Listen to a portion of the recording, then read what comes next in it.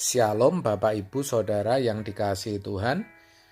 Seri pengajaran hari ini Kamis 8 Juli 2021 berjudul Hamba Tuhan yang Berkenan.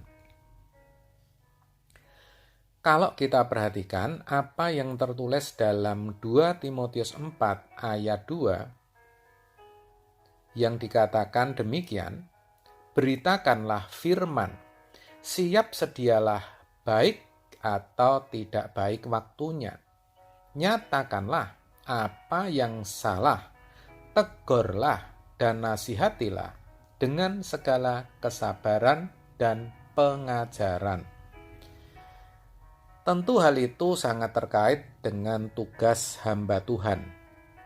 Bentuk tugas dan panggilan yang dimaksudkan adalah meliputi tugas dan panggilan untuk selalu memberitakan Injil, baik atau tidak baik waktunya, menegur dan menasehati yang salah, serta memberikan pengajaran yang sehat.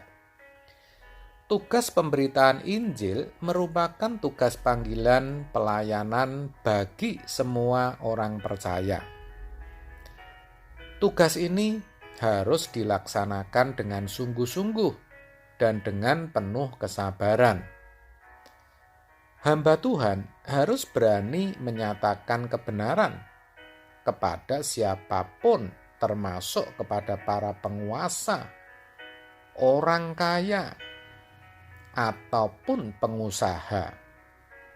Tentu ini bukan hal yang gampang. Untuk itu, seorang hamba Tuhan haruslah yang pertama, terlebih dahulu membekali diri dengan firman Tuhan. Seorang hamba Tuhan harus memiliki pengetahuan firman dengan benar secara memadai. Untuk itu, mau tidak mau, ia harus selalu belajar agar pengetahuan yang dimiliki terus terupdate. Harus diingat bahwa memang firman Tuhan tidak berubah dari dahulu, sekarang, dan selama-lamanya. Tetapi implikasinya terhadap dunia terus dan harus berubah. Aplikasi firman bagi jemaat mula-mula yang tertindas dan mengalami penderitaan secara fisik tentu tidak sama dengan jemaat atau umat perjanjian baru yang secara umum tidak mengalami penderitaan. Sebaliknya, hidup di dalam dunia yang sangat terbuka ini, namun jahat, saudara, di mana kita tahu terjadi krisis moral yang luar biasa. Ini perlu disadari betul, dan tentu aplikasi dari firman Tuhannya harus berbeda dengan jemaat mula-mula, saudara. Yang kedua, memiliki relasi yang kuat dengan Tuhan. Jangan sampai seorang hamba Tuhan terjebak dalam mengejar popularitas, materi, atau uang, sampai akhirnya tidak memiliki hubungan yang patut dengan Tuhan. Ini berbahaya, saudara. Kalau sampai hal ini terjadi, maka tidak ada spirit atau gairah yang bisa dibagikan lagi kepada jemaat. Itu kelihatan dan akan mudah dibaca, khususnya oleh mereka yang memiliki kepekaan rohani tinggi. Dengan kata lain, seorang hamba Tuhan harus memberi tempat kepada Roh Kudus untuk berdiam dalam dirinya. Sebab oleh Roh Kuduslah seseorang akan mampu menguasai diri, sabar menderita, sehingga dapat menunaikan tugas pelayanannya sampai akhir.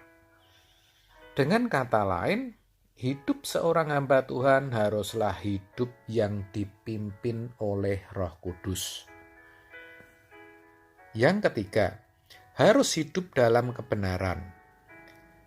Terkait akan hal ini, Rasul Paulus mengatakan dalam 1 Timotius 3 ayat 2 demikian. Karena itu, penilik jemaat haruslah seorang yang tak bercacat, suami dari satu istri, dapat menahan diri, bijaksana, sopan, suka memberi tumpangan, cakap mengajar orang. Sifat yang tak bercacat berasal dari kata anepilemton, yang menyirapkan fakta bahwa seorang pelayan seharusnya adalah seorang yang tidak lagi diragukan karakter serta pengetahuan Alkitab yang sehat. Itu sama artinya seorang hamba Tuhan harus hidup dalam kekudusan. Dengan demikian, ketika ia harus menegur atau menyatakan kesalahan, ia tidak ragu-ragu lagi, apalagi takut.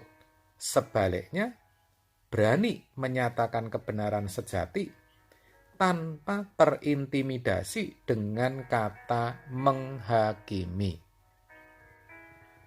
Karena banyak saudara yang takut ntar dikira menghakimi. Begitu maksud saya.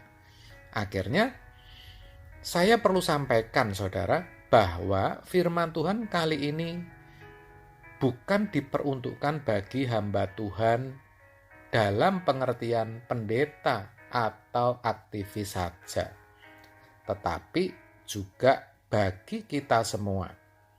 Ingat, sesungguhnya tidak ada itu yang namanya awam atau imam, jemaat atau pendeta atau rohaniwan. Tetapi yang ada adalah kita semua sesungguhnya adalah hamba. Dan Yesuslah Tuhan kita. Maka jadilah hamba yang berkenan. Amin.